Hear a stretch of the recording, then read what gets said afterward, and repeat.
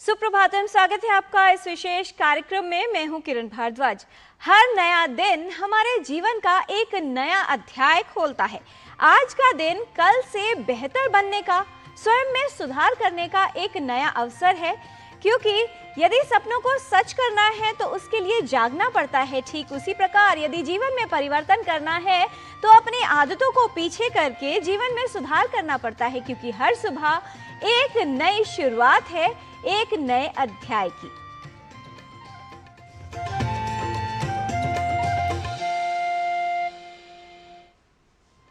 गलती करने के लिए कोई भी समय ठीक नहीं होता और भूल को सुधारने के लिए कोई भी समय बुरा नहीं होता। यदि समय रहते भूल को सुधार लिया जाए तभी जीवन में बदलाव आ सकता है, क्योंकि जैसे जैसे समय गुजरता है अपनी भूल को सुधारना कुछ मुश्किल सा लगता है। आत्म सुधार से ही समग्र जीवन को सुधारा जा सकता है, और जो लोग आत्म सुधार नहीं करते हैं समय उन्हें स्वयं बदल देता है। आत्म सुधार समय रहते किया जाए तो उसका फल सदैव ही मीठा होता है। आज का पंचांग युगाब्द 5127, विक्रम संवत 2082, शक संवत 1947, दक्षिणायन, भाद्रपद मास, शुक्ल पक्ष, दशमी तिथि, मंगलवार, मूल नक्षत्र। आज का दिन सभी के लिए मंगलमय हो। हर व्यक्ति चाहता है कि उसका जीवन अच्छा बने, लेकिन अपने जीवन की गुणवत्ता को हम तभी सुधार सकते हैं जब हम अपने आसपास रहने वाली लोगों के जीवन की गुणवत्ता को सुधारेंगे, और जिनसे हम कुछ सीखते हैं उनकी आदतें अच्छी हों, उनको सुधारा जा सके, तभी जीवन में बदलाव किया जा सकता है। नियत और सोच अच्छी होनी चाहिए, क्योंकि अच्छी बातें तो हर कोई कर लेता है, लेकिन जीवन में परिवर्तन करने के लिए सिर्फ बातें करना नहीं बल्कि आदतों में सुधार करना अनिवार्य है। साथ ही बेहतर होता है कि अपनी सोच को सकारात्मक रखा जाए, आशावादी रखा जाए, और इसके लिए हमारे विचार ही आधार बनते हैं। इसलिए सकारात्मक विचारों को देखना, सुनना और अपने जीवन में धारण करना, यही जीवन में सकारात्मक परिवर्तन का आधार बनता है। मरुद्भिः पीड्यमानोऽपि सन्त्यक्तोऽपि दिवानिशम् विषयस्नेहरहितो रत्नदीपः प्रकाशते।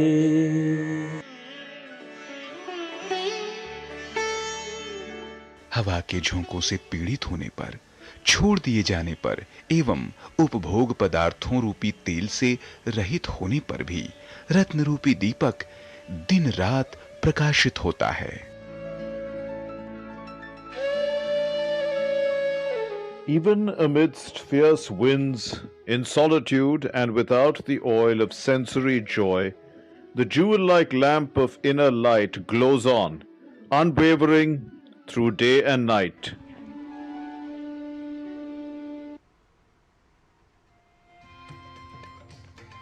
महर्षि वाल्मीकि द्वारा रचित रामायण सभी को धर्म, न्याय, कर्तव्य, सदाचार और सत्य जैसे मूल्यों की शिक्षा देती है। साथ ही एक आदर्श राजा और परिवार के सदस्यों का चरित्र कैसा होना चाहिए, इस बात का चित्रण भी करती है।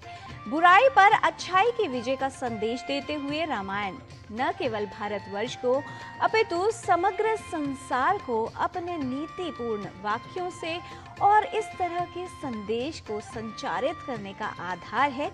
आइए देखते हैं इंडोनेशिया में रामायण इस विषय पर आधारित हमारी सहयोगिनी निधि तिवारी की ये विशेष रिपोर्ट।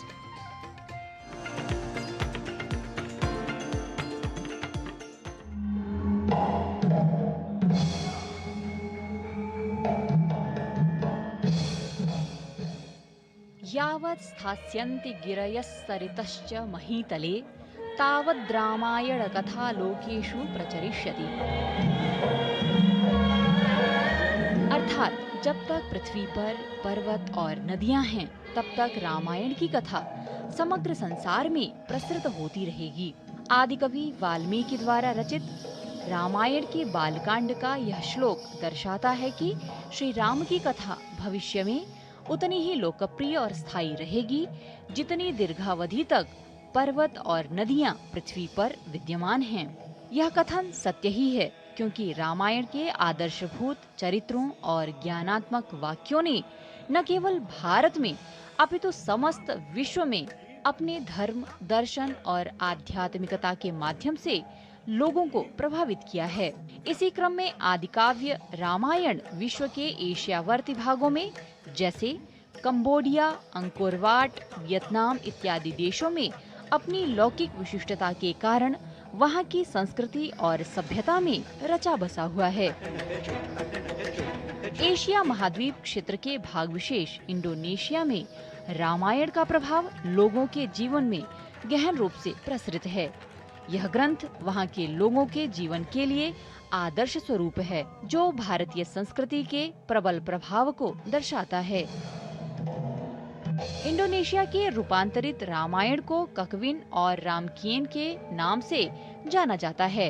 इंडोनेशिया में स्थित प्राम्बनन की शिला चित्रावली अति विशिष्ट है। यहाँ के परिसर के मध्य उत्तर से दक्षिण तक पंक्तिबद्ध रूप से 3 मंदिर हैं। इस बीच शिव मंदिर मध्य में है। इस शिव मंदिर में 42 और ब्रह्मा मंदिर में 30 रामायण शिला चित्र अंकित हैं, जिनमें रामायण के विभिन्न प्रसंगों का वर्णन हमें प्राप्त होता है। रामायण पर आधारित रंगमंच और नृत्य प्रदर्शन भी इंडोनेशिया में लोकप्रिय है, जिनमें वियांगवोंग और रामायण बैले शामिल हैं। इंडोनेशियाई रामायण की अपनी विशिष्टताएं हैं, जैसे कि दशरथ को शैव और विश्वरंजन के रूप में दिखाया गया है और हनुमान को अनुमान के रूप में वहां प्रदर्शित किया गया है। इस देश में रामायण का मंचन किसी विशेष अवसर पर नहीं अपितु पूरे वर्ष किया जाता है। जावा के प्राम्बनन मंदिर में प्रतिदिन रामायण का मंचन होता है, जिसे देखने के लिए लोग आते हैं। इस मंचन में श्री राम द्वारा कंचन मृग का अन्वेषण, हनुमान का लंका में प्रवेश और श्रीलंका दहन इत्यादि कथानक कलाकारों द्वारा अभिनीत किए जाते हैं। इंडोनेशिया में रामायण की इस तरह की लोकप्रियता यह दर्शाती है कि भारतीय ज्ञान परंपरा की कई शाखाएं भारत से उद्भूत होकर आज कई देशों में व्याप्त हैं, जो अपने कई प्रेरणाप्रद कथानकों और पात्रों द्वारा कई देशों को संपोषित कर रही है। श्री राम, सीता, हनुमान जैसे पात्रों के आदर्श मूल्य, प्रेम, निष्ठा और भक्ति आज भी लोगों के लिए एक मार्गदर्शक के रूप में कार्य करते हैं और सभी के द्वारा वंदनीय हैं।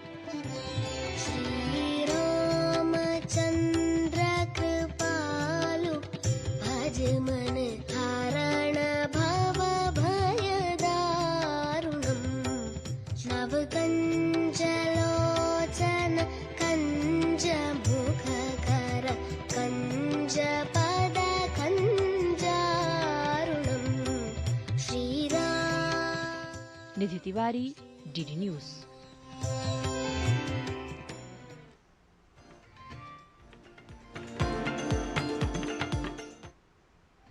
रामायण में वर्णित आदर्शों, मूल्यों और आदर्शों को यदि अपने जीवन में सम्मिलित कर लिया जाए तो जीवन को उत्तम बनाया जा सकता है। लेकिन इसके लिए आवश्यक है कि हम जो त्रुटियां करते हैं उनका आभास हमें हो। जब हम अपनी गलती स्वीकार करते हैं तो उसे सुधारना सरल हो जाता है, क्योंकि गलती स्वीकार करने का अर्थ है सच्चाई से प्रेम करना। यहाँ पर लेते हैं एक अल्प विराम। आप देखते रहिए डीडी न्यूज।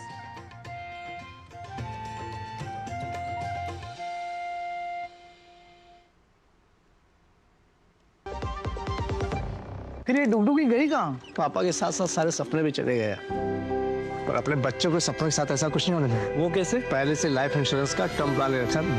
अरे बड़े भैया, सपनों को रखो सुरक्षित टर्म प्लान के साथ। सबसे पहले लाइफ इंश्योरेंस।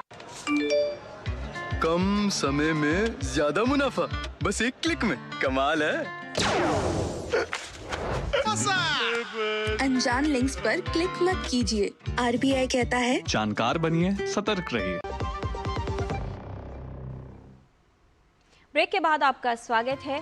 जीवन में की गई त्रुटियां और भूल जीवन में समस्याएं उत्पन्न करती है। ठीक उसी प्रकार जीवन शैली में जब कोई भूल करता है, गलत आदतें अपनाता है, तो उसका स्वास्थ्य प्रभावित होता है। आजकल की अनियंत्रित जीवन शैली से हमारे शरीर और स्वास्थ्य पर गंभीर प्रभाव हो रहा है और इसकी वजह से कई तरह की स्वास्थ्य समस्याएं होने की संभावना बढ़ गई है। मेटाबॉलिक सिंड्रोम एक ऐसी ही स्वास्थ्य समस्या है, एक ऐसी अवस्था है जिसकी वजह से कई तरह की जटिलताएं हो सकती हैं और बहुत सी बीमारियों का खतरा बढ़ जाता है। क्या है मेटाबॉलिक सिंड्रोम और कैसे इसके खतरे को कम किया जा सकता है, आइए समझ लेते हैं।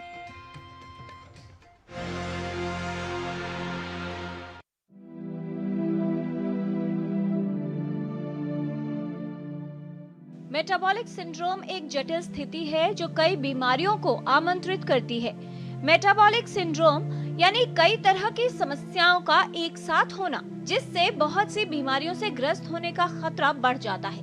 हृदय रोग, स्ट्रोक और मधुमेह जैसी जटिल बीमारियों के होने की संभावना बढ़ जाती है।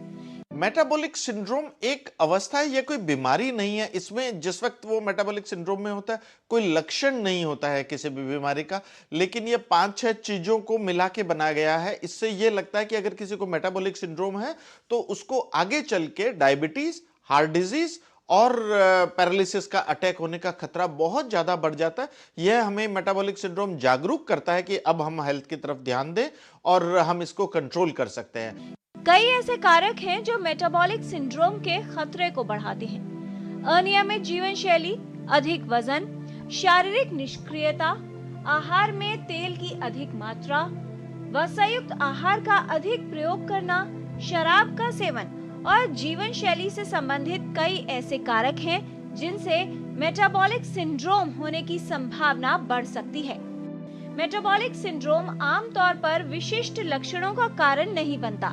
इसके बजाय चय अपचय संबंधित कई तरह की असामान्यताओं और जोखिम कारकों का एक समूह की विशेषता है जो विभिन्न स्वास्थ्य स्थितियों के विकास के खतरे को बढ़ाती है और इन्हीं बीमारियों के लक्षण व्यक्ति में उत्पन्न होने लगते हैं। हमारे पेट पे फैट का डिपोजिशन, अगर पेट हमारा बाहर निकला हुआ है तो सबसे ज्यादा खतरा है। इसके अलावा अगर हमारा ब्लड प्रेशर बढ़ा हुआ है, जो कि अगर ब्लड प्रेशर 130/85 से ज्यादा है तो हम कहते हैं कि आपका ब्लड प्रेशर बढ़ा हुआ है। अगर हमारी खाली पेट की शुगर है वो 100 से ज्यादा है तो उसको हम मानते हैं कि बढ़ी हुई है। अगर हम कोलेस्ट्रॉल चेक करें, अगर हमारा ट्राइग्लिसराइड 150 या इससे ज्यादा है, या एचडीएल की मात्रा जो कि अच्छा वाला कोलेस्ट्रॉल है, एचडीएल की मात्रा मेल में 50 से कम है, फीमेल में 40 से अगर ये कम है तो हम कहते हैं कि हमें मेटाबॉलिक सिंड्रोम है। अगर 3 चीजें इसमें से कोई भी है, 3 या 3 से ज्यादा है, तो हमें मेटाबॉलिक सिंड्रोम से आगे बीमारियों का खतरा बढ़ जाता है। यह हमको आगाह करता है कि अगर हम इस स्थिति पे ध्यान नहीं दिया तो आगे चल के हमको डायबिटीज होने का खतरा 5 गुना बढ़ जाता है, हमको हार्ट डिजीज होने का खतरा 2 गुना बढ़ जाता है और पैरालिसिस अटैक होने का खतरा 1.5 गुना बढ़ जाता है। मेटाबॉलिक सिंड्रोम होने पर जीवन शैली में बदलाव से इससे होने वाली जटिलताओं से बचाव किया जा सकता है। मेटाबॉलिक सिंड्रोम एक गंभीर स्थिति है जो स्वास्थ्य को कई तरह से प्रभावित करती है, इसलिए आवश्यक है कि इस स्थिति से बचाव किया जा सके। ये समझें कि कौन से कारक हैं जिन पर ध्यान देने से मेटाबॉलिक सिंड्रोम से बचा जा सकता है और यदि आप इसकी गिरफ्त में हैं तो तुरंत ही एक विशेषज्ञ को दिखाना आवश्यक है जिससे जटिलताओं को कम किया जा सके। अगर हमारे पेट पे फैट ज्यादा है तो हमें क्या करना है, हमें अपने डाइट से कंट्रोल करना है और हमें फिजिकल एक्टिविटी बढ़ाना है। अगर हमारी फास्टिंग शुगर ज्यादा है तो खाने में हमें शुगर का इस्तेमाल, मीठे का इस्तेमाल बिल्कुल कम करना है। अगर हमारा कोलेस्ट्रॉल बढ़ा हुआ है तो हमें घी तेल पे एकदम रेस्ट्रिक्शन करना है। और कुल मिला के जो 2 इंपॉर्टेंट स्टेप है कि एक तो आपको खाना कंट्रोल करना है, दूसरा आपको फिजिकल एक्टिविटी बढ़ानी है, चलना फिरना बढ़ाना है, एनर्जी ज्यादा खर्च करनी है ताकि आपका वजन कम हो, आपके पेट पे जो फैट की मात्रा है वो कम हो और यह कम होने से आपको आगे चल के बीमारियों का खतरा कम होगा। यदि आपका वजन ज्यादा है या आप में मोटापा है और मोटापे के साथ कोई अन्य समस्या है तो अवश्य ही विशेषज्ञ को दिखाएं और ये जानें कि कहीं आप मेटाबॉलिक सिंड्रोम की गिरफ्त में तो नहीं हैं। किरण भारद्वाज, डीडी न्यूज।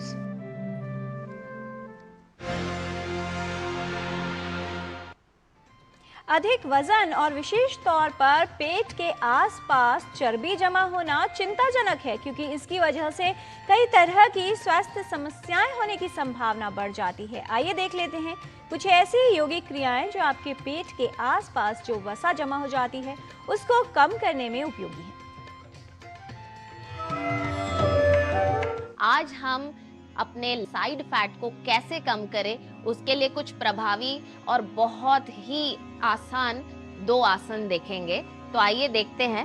पहला है कोणासन 1, जिसके लिए आप 2 फुट की डिस्टेंस ले लीजिए अपने पैरों के अंतराल और अपने दोनों हाथों को इस प्रकार रखें। अपने लेफ्ट हैंड को कमर पे रखें, गर्दन को धीरे से राइट साइड घुमाएं। अब सांस भरते हुए 3 सेकंड में इस स्थिति में आ जाएं। इसे 6 सेकंड तक होल्ड करें सांस को रोकते हुए। 4, 5, 6। अब सांस छोड़ते हुए ऊपर आ जाएं और तुरंत ही आप इसको गर्दन को घुमाते हुए दूसरी साइड भी ले जाएंगे। इस प्रकार 3 सेकंड के अंदर सांस भरते हुए होल्ड करें। 4, 5, 6 और धीरे से ऊपर आए। ये आपका एक सेट था, ऐसे 3 से 4 सेट जरूर करें। ये आपके साइड के फैट को मक्खन की तरह पिघला देगा और आपके कोर को बहुत अच्छे से स्ट्रेंथ देगा और आपके कोर स्ट्रांग होंगे। दूसरा है त्रिकोणासन 2। इसके लिए ऐसे ही खड़े रहे, 3.5 फुट का डिस्टेंस ले ले अपने पैरों के अंतराल। अब धीरे से अपने राइट लेग को बाहर निकाले और हाथों को इस प्रकार फैला ले। राइट अंगूठे को देखते हुए सांस छोड़ते हुए ऐसे आए, गर्दन घुमाए, ऊपर देखे और ये सब 3 सेकंड में हो और 6 सेकंड फिर यहाँ पे बने रहे।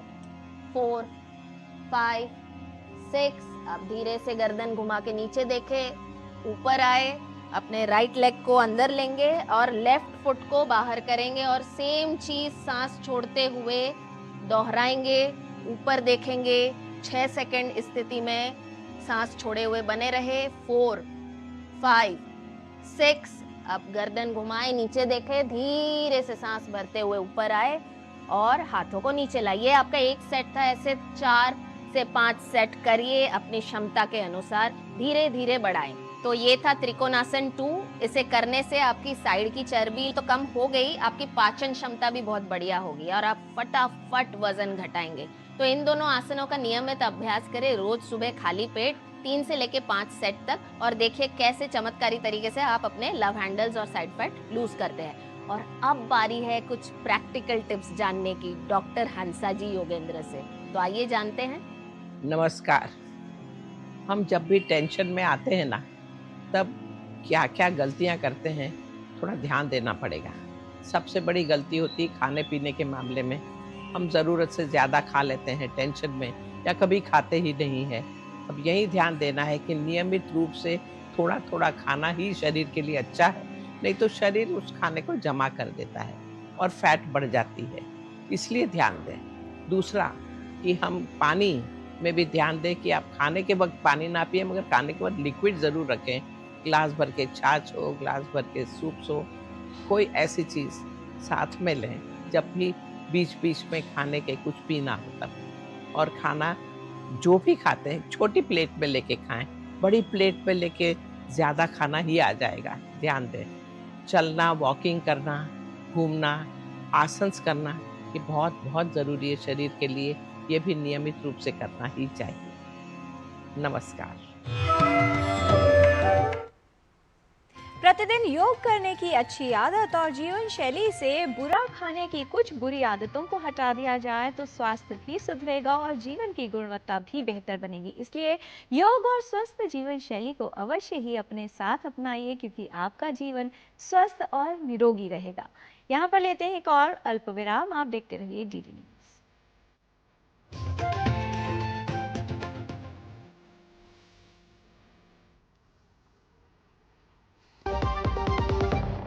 सुनो, एक अच्छी इंश्योरेंस पॉलिसी एआई से पूछते हैं। एक ऐसी पॉलिसी जिसमें प्रीमियम पेमेंट हो लिमिटेड पर इनकम आती रहे लाइफ टाइम। LIC का जीवन उत्सव। एक ऐसी पॉलिसी जो दे होल लाइफ इंश्योरेंस कवर भी। LIC का जीवन उत्सव। वाह, चलो तो LIC की जीवन उत्सव पॉलिसी ही लेते हैं। मैं भी तुमसे यही कह रही थी। LIC का जीवन उत्सव। लाइफ टाइम सेलिब्रेशन मनाइए LIC के जीवन उत्सव के साथ। फ्यूचर सेट है।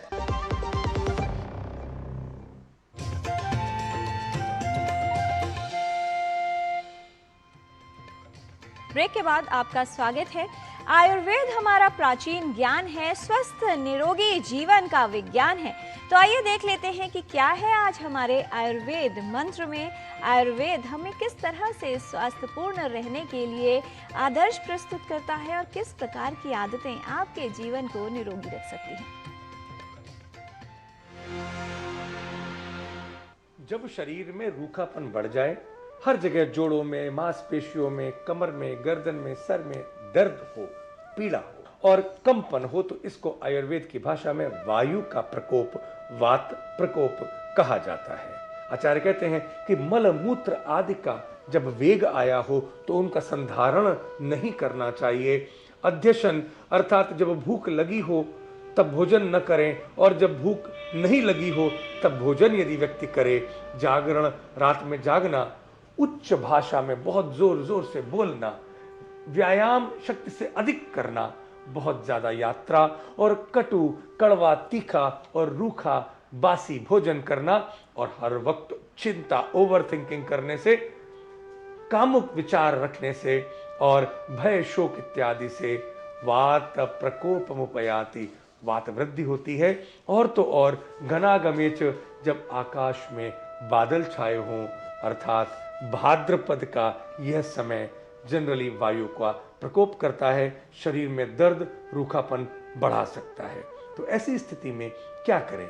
ये जितने भी कारण हैं इनका परिवर्जन करें, इनसे दूर रहें और हो सके तो अभ्यंजन करें, थोड़ा सा स्वेदन करें और भोजन में दुग्ध और थोड़ा सा उसमें लौंग और इलायची और थोड़ी सी काली मिर्च और सौंठ थोड़ी थोड़ी प्रमाण में डाल के सेवन करने से और इन सारे कारणों का थोड़ा सा परिवर्जन करने से आप वायु को जीत सकते हैं।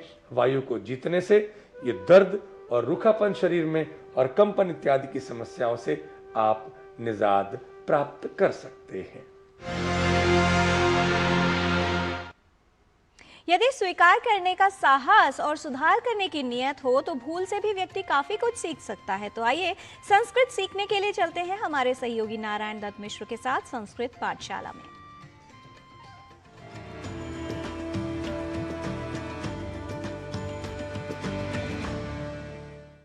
नमः सकलेभ्यः संस्कृतानुरागिभ्यः भवद्भ्यः। संस्कृत पाठशालायाः अभिनवकक्षायां भवतां समेषां स्वागतम्। अहमस्मि नारायण दत्त मिश्रः। संस्कृत पाठशाला की कक्षा में आज शब्दों के शुद्ध उच्चारण और शुद्ध लेखन की श्रृंखला को लेकर पुनः उपस्थित हूं मैं आप सभी के समक्ष। आप जानते ही हैं कि संस्कृत के संस्कृतत्व की रक्षा हेतु शुद्ध उच्चारण और लेखन होते हैं अनिवार्य। इसलिए ही इन दिनों आप न केवल शब्दों के शुद्ध स्वरूप के लेखन और पाठन से हो रहे हैं परिचित, अपितु कुछ वाक्यों के अभ्यास के साथ भी आप शब्दों के संप्रत्यय को कर रहे हैं दृढ़। आपको याद होगा हमने आपको पहले ही शुद्धता और अशुद्धता के कई उदाहरणों के क्रम में पुनरुद्धार को पुनरोद्धार के रूप में लिखने और पढ़े जाने की प्रवृत्ति के बारे में, बल्कि अनवधानता के बारे में बताया था। वस्तुतः दो अक्षरों के विशेष मेल से बने एक शब्द में या शब्द के अपने मूल स्वरूप में या उन शब्दों के मूल अक्षरों में जब कुछ परिवर्तन दृष्टिगत होता है तब उसे संधि कहते हैं। जैसे लेखन और अभ्यास, इन दो शब्दों के संधि होने पर एक शब्द बनेगा लेखनाभ्यास, अर्थात लेखन के अ और अभ्यास के अ के संधि होने पर आ यह अक्षर प्राप्त होता है। यह लेखनाभ्यास इस उदाहरण से स्पष्ट हुआ। पर कई बार संधि होने पर कुछ विशेष परिवर्तन नहीं होता। इसे आप पुनरुद्धार इस शब्द के माध्यम से समझ सकते हैं। यहाँ दो मूल शब्द हैं, पुनर और उद्धार, अर्थात फिर से उद्धार। यहाँ ध्यान दीजिए, हम पुनः इसे ही मूल शब्द समझा करते हैं, पर संस्कृत में पुनर यह मूल शब्द है। तो पुनर इस शब्द के बाद उद्धार का जब योग होगा तब शब्द बनेगा पुनरुद्धार, न कि पुनरोद्धार। हिंदी आदि अन्य भाषाओं में इन दिनों साधारण रूप से हलंत शब्दों के प्रयोगों को नहीं स्वीकारने की प्रवृत्ति बढ़ गई है। जैसे भगवान, श्रीमान, अर्थात जैसे शब्दों को हिंदी आदि भाषाओं में भगवान श्रीमान अर्थात इन रूपों में स्वीकारा जाने लगा है, जिसे शब्दों की मूल प्रकृति को परे हटाकर नए स्वरूप में ढालने की प्रवृत्ति के रूप में समझा जा सकता है। बस इसी प्रवृत्ति के कारण पुनर को पुनर इस रूप में शब्दानुकरण के स्वभाव के साथ उद्धार शब्द से जब जोड़ा जाता है, तब पुनरोद्धार यह अशुद्ध शब्द स्वरूप हमारे समक्ष दृष्टिगत हो जाता है। संभवतः यह प्रवृत्ति शब्दानुकरण के सिद्धांत की ओर भी हमारा ध्यान खींचती है। इसे ऐसे समझिए, जीर्ण और उद्धार इन दो शब्दों को मिलाकर जीर्णोद्धार यह शब्द स्वरूप बनता है। बस इसी शब्द का अनुकरण कर भी पुनरोद्धार शब्द अकस्मात व्यवहार में आ गया है। तो कहने का भाव यह कि हमें इन दुष्प्रवृत्तियों से रहना है दूर, और शब्दों के शुद्ध उच्चारण और लेखन के लिए आवश्यक है भाषा के मूल शब्दों के विशेष संज्ञान का। क्योंकि जैसे ही हम कहेंगे कि मूल शब्द पुनर और उद्धार है, न कि पुनर और उद्धार, तो हम पुनरोद्धार का प्रयोग न कर शुद्ध शब्द का अर्थात पुनरुद्धार इस शब्द का ही प्रयोग करेंगे। और अब क्रम है इस शब्द से बने कुछ वाक्यों के अभ्यास का। पुरातनस्य मंदिरस्य पुनरुद्धारः जातः, अर्थात पुराने मंदिर का पुनरुद्धार हो गया। तस्य ऐतिहासिक भवनस्य पुनरुद्धार कार्यम अपेक्षते, इसे हिंदी में कहेंगे उस ऐतिहासिक भवन का पुनरुद्धार कार्य अपेक्षित है। ऐसे ही एक और वाक्य ले लेते हैं। पुस्तके पूर्व प्रयुक्तस्य उद्धरणस्य पुनरुद्धरणम असंगतम, अर्थात पुस्तक में पहले प्रयुक्त उद्धरण का पुनरुद्धरण ठीक नहीं। यहां हमने पुनरुद्धार, पुनरुद्धरण कार्य और पुनरुद्धरण इन शब्दों का प्रयोग किया, न कि पुनरोद्धार, पुनरोद्धरण कार्य और पुनरोद्धरण का। तो अब आप पूरी तरह समझ ही चुके होंगे कि पुनरुद्धार को पुनरोद्धार बोल और लिख जाना है अशुद्ध। तर्हि शुद्धता दृष्ट्या पुनरुद्धारः भवेत् संस्कृतस्य मूल शब्दानाम् इति कामयमानः साम्प्रतं पुनरागमनाय भवताम् अनुज्ञाम् इच्छामि। मिलते हैं अगली कक्षा में, तावत् पुनरपि नमः।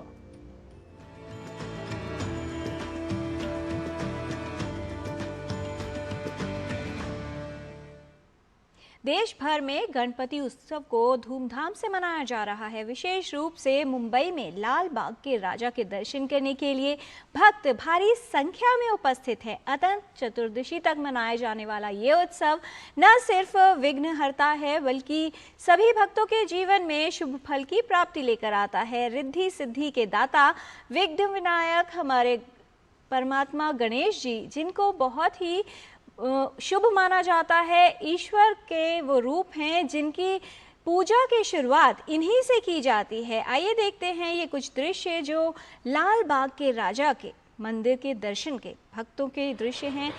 धूमधाम से मनाया जा रहा है गणपति उत्सव देश भर में।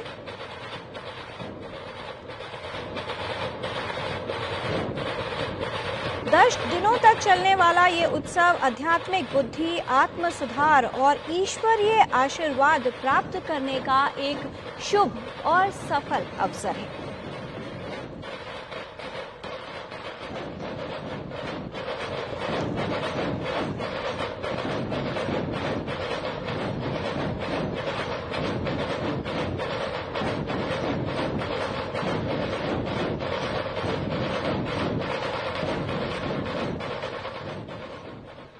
जो भक्त अपने शुभ भाव से गणपति जी की पूजा अर्चना करता है, उसके जीवन से दुख दूर हो जाते हैं और जीवन में समृद्धि आती है।